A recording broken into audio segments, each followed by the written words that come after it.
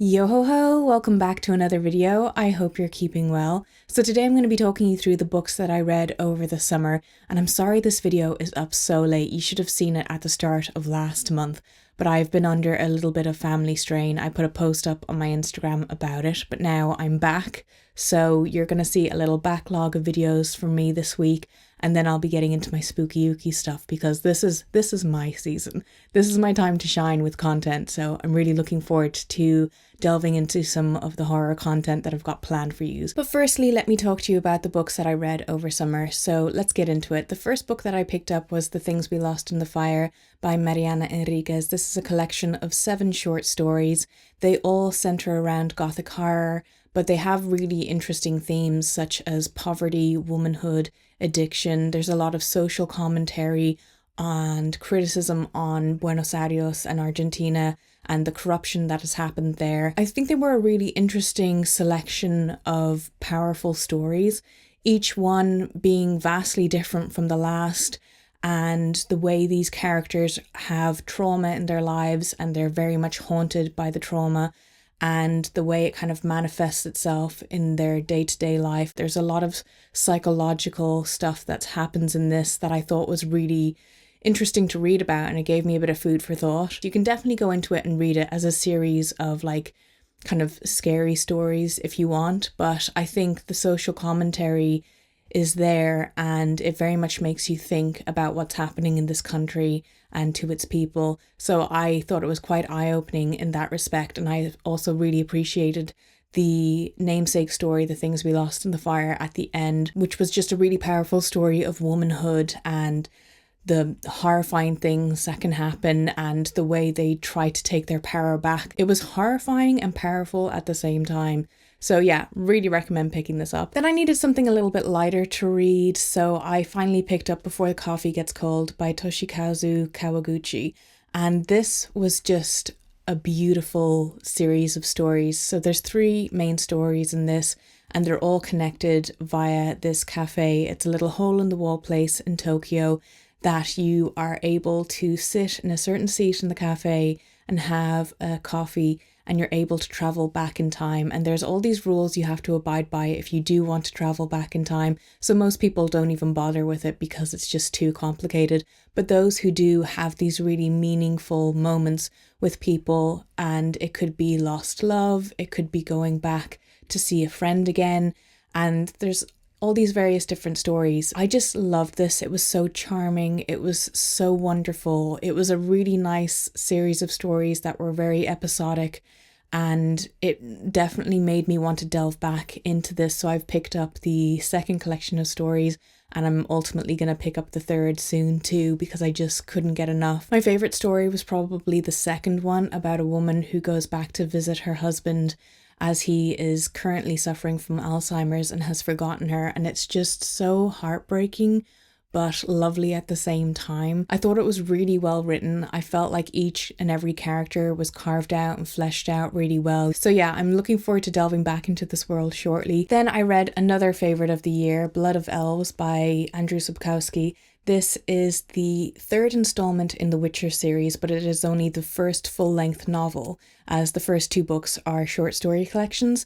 So I was really excited to finally read the first full-length novel, and it did not disappoint.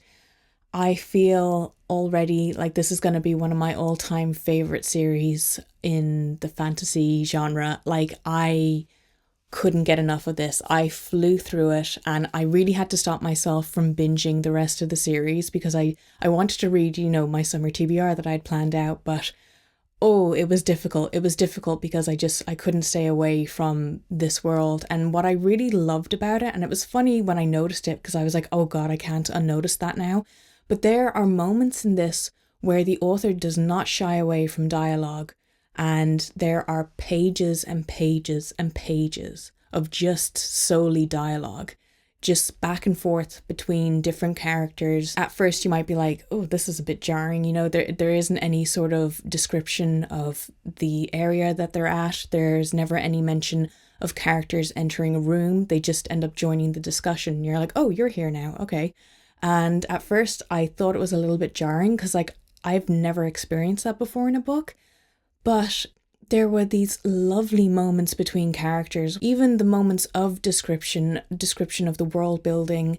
That is so well done. Like, you can really envision what these characters are seeing before them. So this story follows the Witcher Geralt and his Child of Surprise Ciri, and he's on a mission to protect her.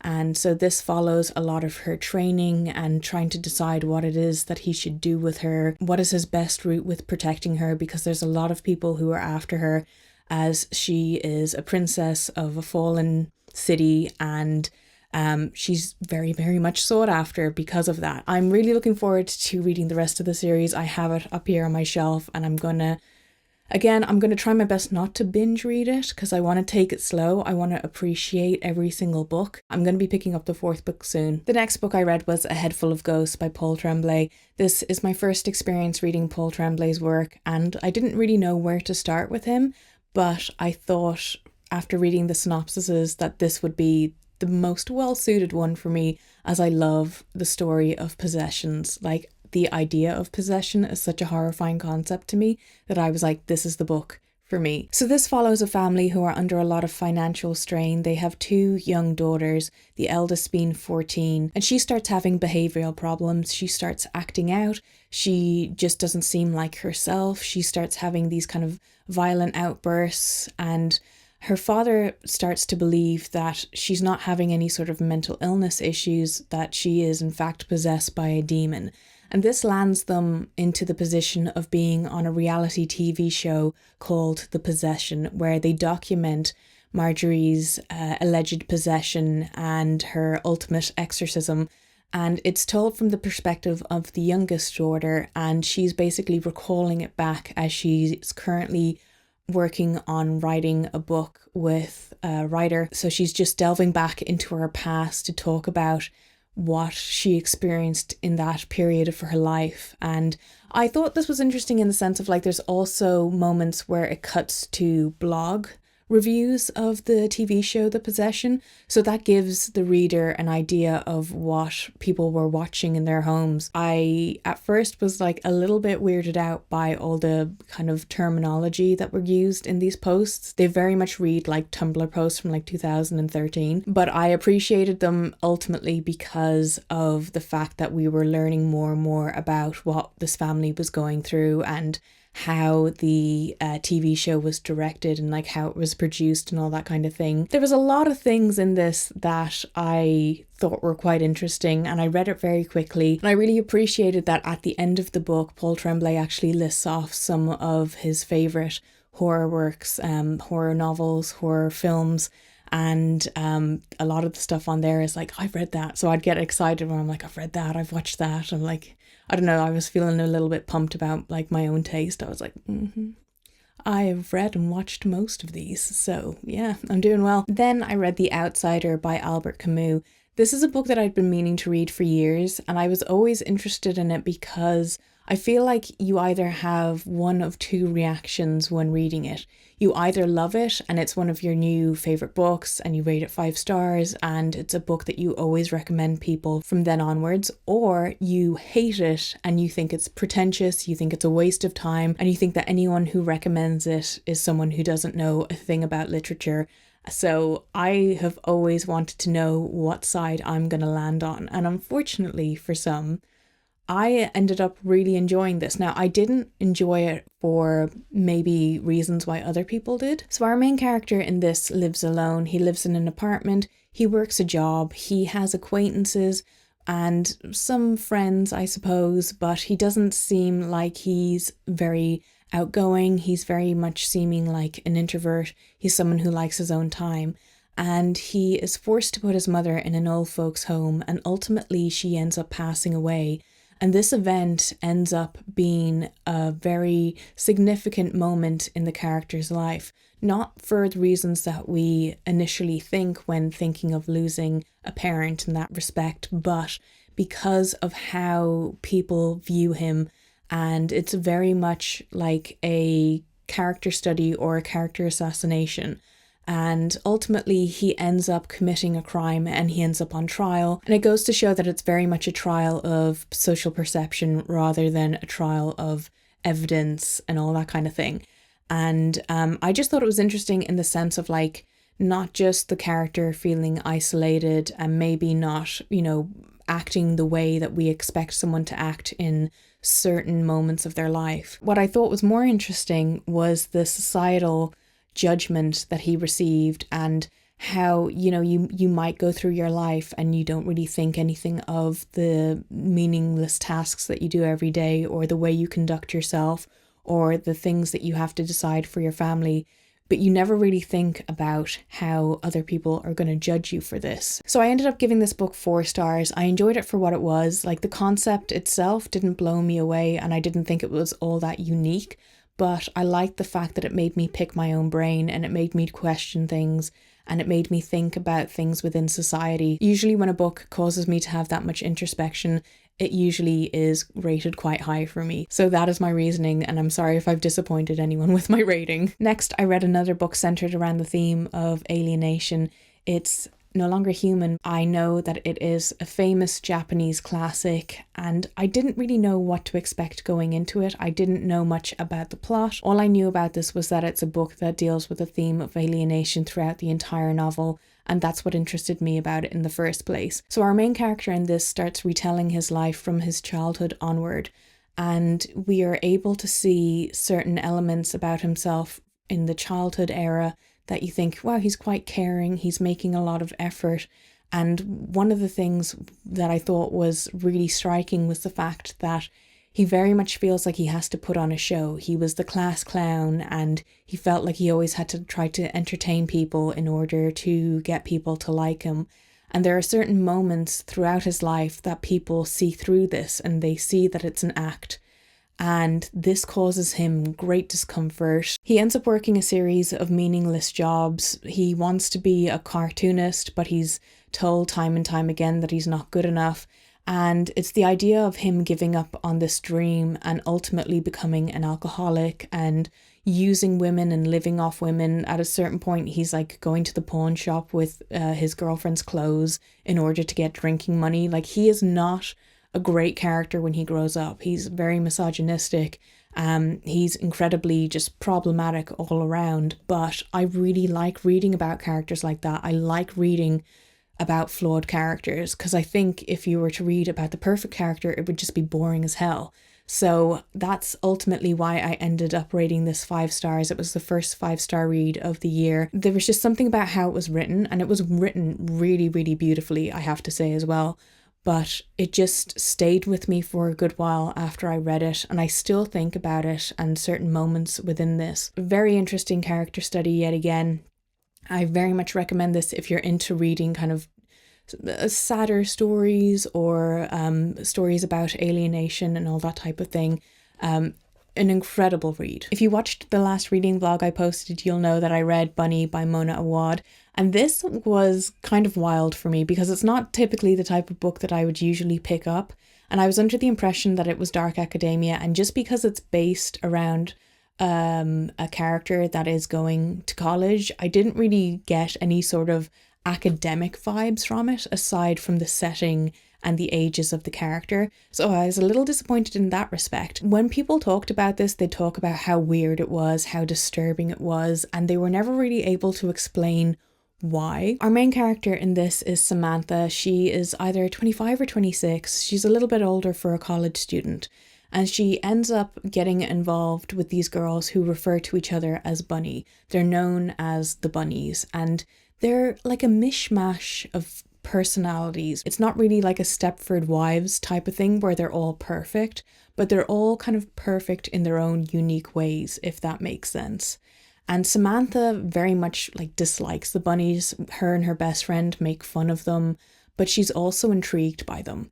And when they ask her to hang out with them one evening, she doesn't really know what to do with herself, and she ends up going, and she there discovers what the bunnies get up to in their spare time. This is just something that the bunnies do. Let's just say it's some sort of like magic, dark magic sort of stuff. Basically, the term Brawny was brought up quite a few times, and I thought that that was absolutely horrific, like what that actually implicates within the context of its use. I could have lived without that aspect. There are these really surreal, sort of like dreamlike moments within it, and at first I thought I was reading a dream sequence.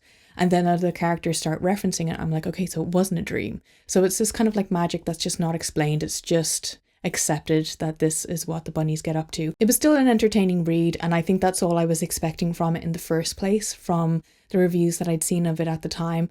But yeah, I'm glad I read it. I think if you're someone who's well versed in reading disturbing titles, this isn't going to be something that really interests you all that much. But if you're just getting into it and you like the college setting, it's definitely one to pick up and read. It's a very, very short, quick read as well. Also, with that same reading vlog, you saw me start It by Stephen King. Yes, I did finish it, and yes, I ended up giving it 5 stars like I was predicting I would. Prior to reading it, my highest rated Stephen King novel was The Stand at 4 stars, but the thing about The Stand is that like you get to the end of it and the arse falls out a little bit.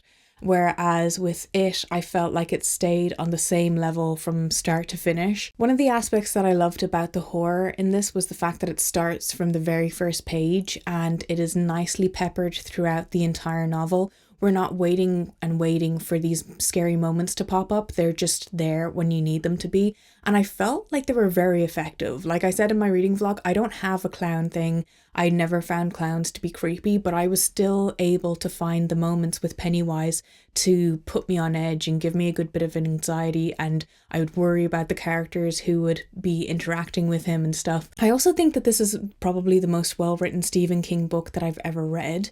I just felt like it was really fluid and engaging. The character development was excellent.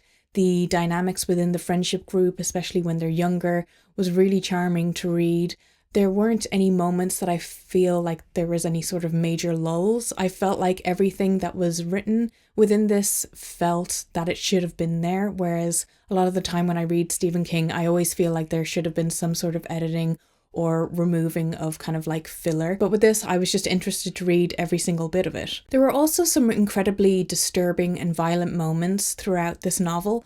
And the thing is that I think it would have taken away from my star rating had I not known that they were in there. But I was privy to basically all the disturbing moments that happen within this, not just because I watched the film adaptations, but because there are certain scenes that really capture people's imaginations and they just feel like they need to talk about it. But the thing is, when it comes to me rating books, like maybe this is just a me thing, but I find that if a book is able to give me like a visceral reaction, whether it's good or bad, I still think that as a positive because it means that the writing is good enough that it's causing that reaction to happen in the first place. So had I not known that these moments were in this book, I think, yeah, maybe it definitely would have taken away from my reading experience and my star rating.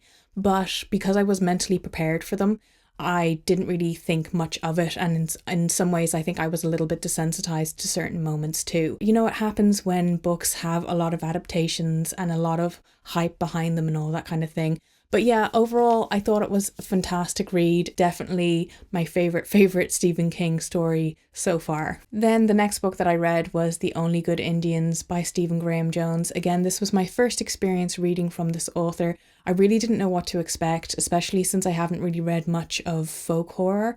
But this really impressed me for what it was. And now I will say at first when I started reading it, I wasn't really vibing with the writing style. I felt like I was very distant from the story. I didn't feel like the characters really dragged me into their lives, and I didn't really feel like I necessarily cared about the main character, Lewis. But there is this one really pivotal moment that happens to Lewis, and that was the turning point for me, because up until that point, I was, like I said, I wasn't really feeling him as a character. But when he has this sort of moment fueled by paranoia, it just made me hooked. I just had to keep reading it and find out more and find out what happens to the rest of the group. So our main character, Lewis, is a Native American man, and 10 years prior he went on a hunting trip with a few of his friends where he ended up killing an elk, and he believes that he's been haunted by this elk and that it's wishing to do harm to not only him but to his friends as an act of revenge. And it's a very much paranoia infused novel. What I really liked about the horror element in this novel was the fact that it's very much filtered through the characters themselves. Like, I didn't think that there were certain moments that were very scary, but what I thought was scary was how the characters were reacting to feeling fear. Because obviously when you're not in your right state of mind and you feel like your life is in danger, you're not going to act rationally. You're going to do something that's completely impulsive and something that you ultimately end up regretting. And I think that was the main sort of feeling that I got from this book. So even though I did enjoy this book for what it was, I did have some issues with it, like I said, with getting into the writing style. There were certain moments that very much felt like filler or padding in it, especially the one scene that specifically talks about basketball quite a lot. I was just like, I have no interest in this whatsoever. So there were some sort of tedious moments that I found reading it. It was a very unique story, I have to say. And then finally, the last two books that I have to talk to you about are two mangas. I have Shiver and Smashed, both by Junji Ito. I read them almost back to back. I started with Shiver, and I recommend that if you're going to be reading these collections, you also start with Shiver, purely because there's certain characters that are introduced in Shiver, and it just kind of makes more sense storyline wise to start with it. I would say my favourite story from both of them actually ended up being in Shiver. It was the Marionette Mansion. That story was just fantastic for me. Like, it is a very gothic horror story, and obviously that's why I loved it so much, but I loved the character of Pierre. Like, I thought that was so entertaining. I will say the story Greased, I was also very intrigued to finally read, and yeah, pretty nightmare inducing. It is probably one of the most disgusting Junji Ito stories that I've read so far. Both collections were really great, but I have to say that Shiver was definitely superior in how many stories I ended up really enjoying. You basically just get gross, disturbing stories that are very unique, and his short story collections are just wonderful. I feel like you can't go wrong with any of them, but I think probably Shiver is the strongest one. So those are all the books that I read over the summer. Let me know if you've read any of them and if you agree or disagree with my opinions. Also, just let me know what you've read recently, if you've got any recommendations yourself. And if you want to keep up with me outside of YouTube, you can follow me over on Instagram. I tend to post regular reading updates on my story there and let you know what I'm reading or let you know my thoughts midway through a book. And you can also add me as a friend on Goodreads or Storygraph if you want to be buddies over there. And yeah, I hope you enjoyed this video. Again, I'm so sorry it's so late, but unfortunately life happens when you least expect it. But yeah, I am really excited about the Halloween content, like I said at the start of the video, and I hope you guys will be too. And yeah, I hope you enjoyed this video, and I'll talk to you soon. Bye!